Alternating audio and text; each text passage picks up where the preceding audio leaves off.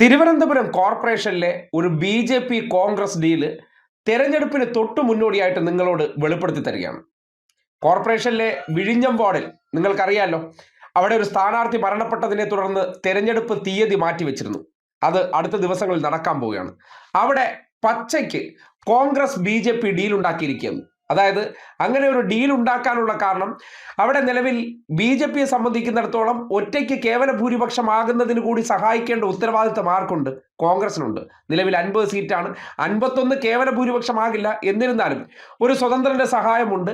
ഒരാളും കൂടി സഹായിച്ചു കഴിഞ്ഞാൽ ഒറ്റയ്ക്ക് ഭരിക്കാൻ പറ്റുന്ന രീതിയിലേക്ക് സേഫ് സോണിലാകണമെന്നുള്ള ആഗ്രഹം ബി.ജെ.പി. പ്രകടിപ്പിച്ചു. അങ്ങനെ കോവളം മണ്ഡലത്തിന്റെ ഭാഗമായിട്ടുള്ള വിഴിഞ്ഞം വാർഡ് നിലവിൽ കോൺഗ്രസിന്റെ സിറ്റിംഗ് വാർഡാണ്. ഈ വാർഡിലാണ് നീക്കുപോക്ക് ഉണ്ടാക്കിയിരിക്കുന്നത്. എങ്ങനെയാണ് ആ നീക്കുപോക്ക് ഉണ്ടാക്കിയിരിക്കുന്നതെന്ന് അറിയണ്ടേ? നിലവിൽ കോവളം വാർഡിന്റെ MLA ആയിട്ടുള്ള M. വിൻസെന്റിനാണ് നിലവിൽ ഈ വാർഡിന്റെയും ചുമതല. അതിന്റെ അടിസ്ഥാനത്തിൽ അദ്ദേഹം ഒരു സ്ഥാനാർത്ഥിയെ സ്വന്തം നിലയ്ക്ക് അങ്ങ് തീരുമാനിച്ചു. എങ്ങനെ?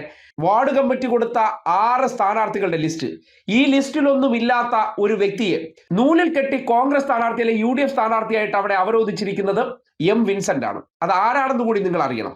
നിലവിൽ കോൺഗ്രസിന് വേണ്ടി അവിടെ മത്സരിക്കാൻ പോകുന്നത് സുധീർ ഖാനാണ്. വാർഡ് കമ്മിറ്റി കൊടുത്ത പേരിൽ സുധീർ ഖാൻ എന്ന പേരേ ഇല്ല. എന്തുകൊണ്ട് ആ പേര് കൊടുത്തില്ല എന്ന് പറഞ്ഞാൽ, കഴിഞ്ഞ 2 തവണയും UDFനെതിരെ റിബലായിട്ട് മത്സരിച്ച ഒരു വ്യക്തിയാണ് ഈ സുധീർ ഖാൻ. അങ്ങനെ പാർട്ടിയെ തോൽപ്പിക്കാൻ വേണ്ടി റിബലായിട്ട് നിന്ന വ്യക്തിയെ ആരെങ്കിലും പിന്നീട് സ്ഥാനാർത്ഥിയാക്കൂ? ആക്കില്ലല്ലേ. സ്വാഭാവികമായിട്ട് ആ വ്യക്തിയോട് അവിടത്തെ പാർട്ടി പ്രവർത്തകർക്കും അണികൾക്കും എന്തുണ്ടാകും? നീരസമുണ്ടാകും. അയാൾക്ക് വോട്ട് ചെയ്യത്തില്ല. ആ വോട്ട് എങ്ങോട്ടേക്ക് പോകണം? ആ വോട്ട് നേരെ ബി.ജെ.പിയിലേക്ക് ഷിഫ്റ്റ് ചെയ്യണം. ഒന്നാമത്തെ കാര്യം, 12,000 വോട്ടുള്ളതാണ് ഈ പറയുന്ന വിഴിഞ്ഞം വാർഡ്. ഇവിടെ 5200 ഹിന്ദു വോട്ടാണ്. അതുകൊണ്ടാണ് അവിടെ നേരെ എഡ്ജ് ബി.ജെ.പിക്ക് ഉണ്ട് എന്ന് അവർ വിശ്വസിക്കുന്നത്.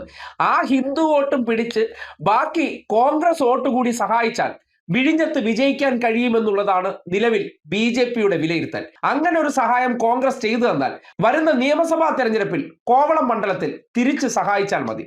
ഇവിടങ്ങളിലൊക്കെ ബി.ജെ.പിയുടെ വോട്ട് നിലവിൽ ഏക MLA ആയിട്ട് വിജയിച്ചത് M. വിൻസെന്റ് ആണല്ലോ.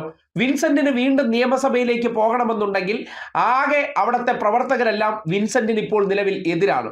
ഇവിടെ ഇപ്പോൾ പ്രവർത്തകർ എതിരായിട്ടുണ്ട്.